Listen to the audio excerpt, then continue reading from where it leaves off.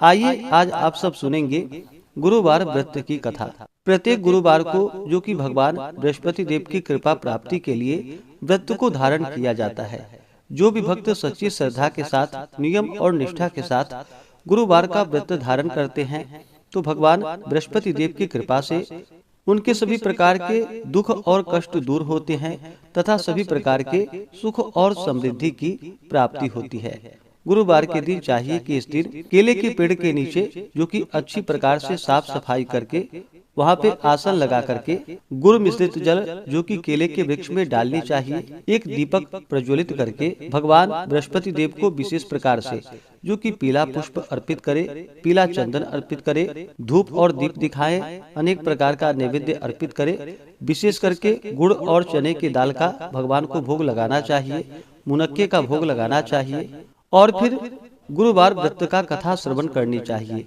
जहाँ पर भी केले का वृक्ष ना हो तो आप भगवान बृहस्पति देव की फोटो या प्रतिमा रख करके उनका पूरे विधि विधान के साथ पूजन करें। भगवान बृहस्पति देव अपने भक्तों के सभी प्रकार के मनोरथों को सिद्ध कर देते हैं। तो आइए सुनते हैं गुरुवार व्रत की कथा।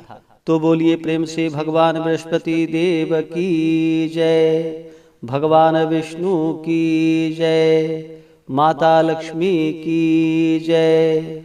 कथा के अनुसार प्राचीन काल में एक बहुत ही निर्धन ब्राह्मण रहता था। उसके कोई संतान ना थी। वह नित्य पूजा पाठ करता।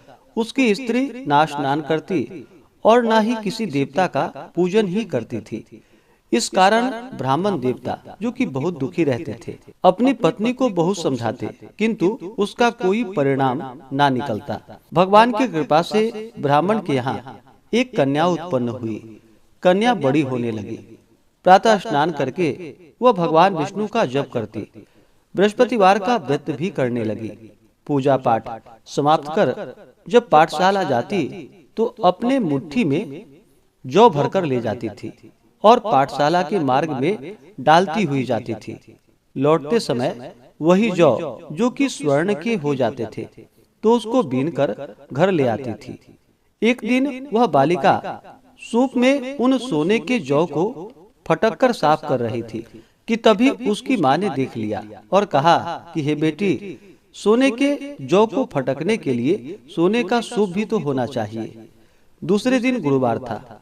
कन्या ने व्रत रखा और भगवान बृहस्पति देव से सोने का सूप देने की उनसे प्रार्थना की और कहा कि हे प्रभु, यदि सच्चे मन से मैंने आपकी पूजा की हो तो मुझे सोने का सूप दे दो।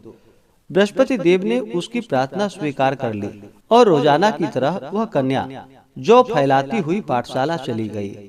पाठशाला से लौटकर जब वह जौ बीन रही थी तो बृहस्पति देव की कृपा से उसे सोने का सूप मिला।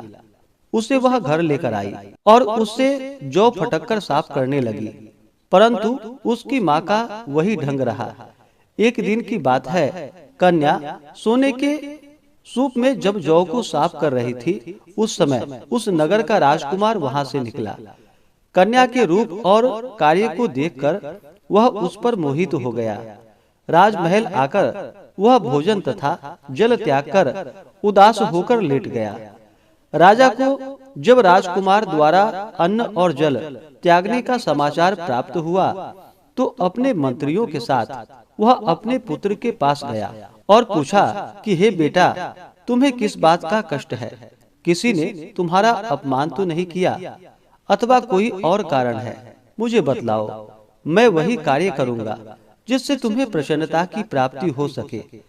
अपने पिता की बातें सुनकर राजकुमार बोला कि हे पिताजी, मुझे किसी बात का दुख नहीं है। किसी ने मेरा अपमान भी नहीं किया है, परंतु मैं उस लड़की के साथ विवाह करना चाहता हूँ जो लड़की सोने के सूप में जौ को फटक कर साफ कर रही थी।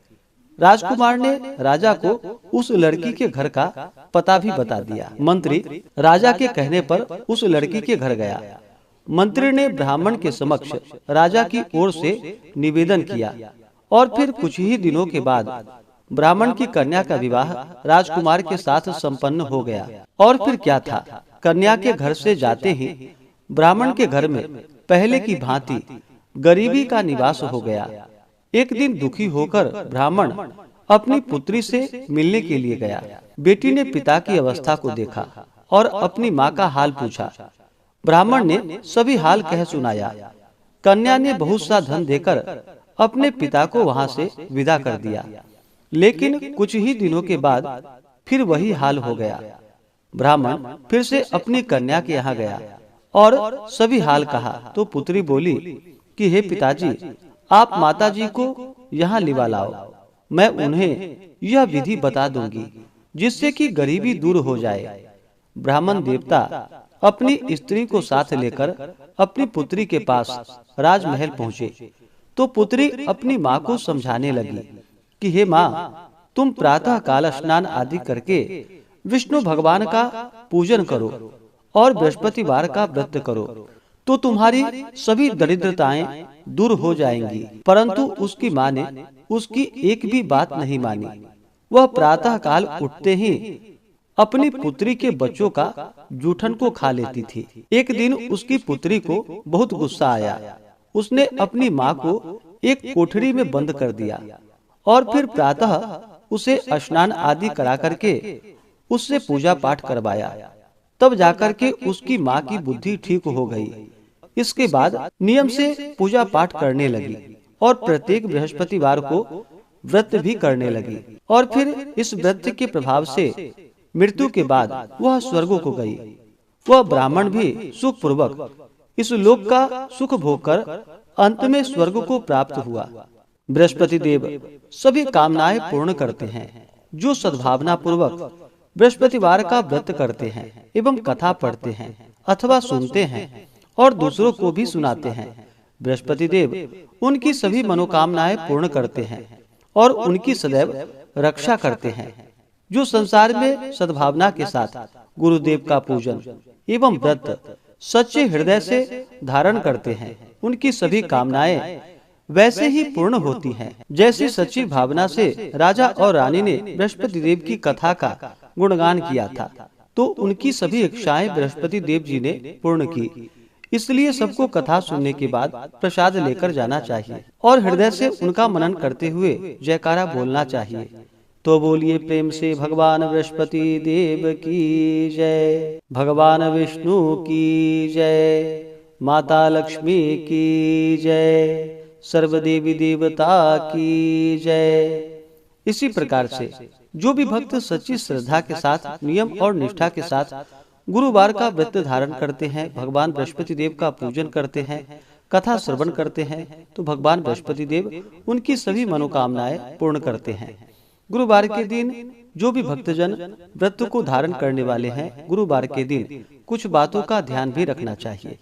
गुरुवार के दिन इस दिन शुद्ध और सात्विकता का पालन करना चाहिए, ब्रह्मचर्य का पालन करना चाहिए। इस दिन बाल, दाढ़ी, नाखून आदि नहीं काटनी चाहिए। इस दिन पूजन में पीले वस्तु का प्रयोग करना चाहिए और भोजन में भी पीले वस्तु का प्रयोग करना चाहिए। इस दिन नमक ग्रहण नहीं करनी चाहिए, बाल, दाढ़ी, नाखून नहीं काटनी चाहिए, साबुन सर्प का प्रयोग इस दिन नहीं करना चाहिए और पूर्ण श्रद्धा भक्ति भाव के साथ भगवान का पूजन, कथा श्रवण, आरती करनी चाहिए। इससे भगवान बृहस्पति देव अति प्रसन्न होते हैं और अपना कृपा प्रदान करते हैं। इसी प्रकार से कथा को सुनने के लिए, व्रत पूजा के बारे में जानने के लिए चैनल पे अगर आप पहली बार आए हैं तो चैनल को लाल बटन दबा करके सब्सक्राइब करें, साथ में बेल आइकन घंटी को दबाएं ताकि आने वाली वीडियो का नोटिफिकेशन आपको समय से मिलता रहे।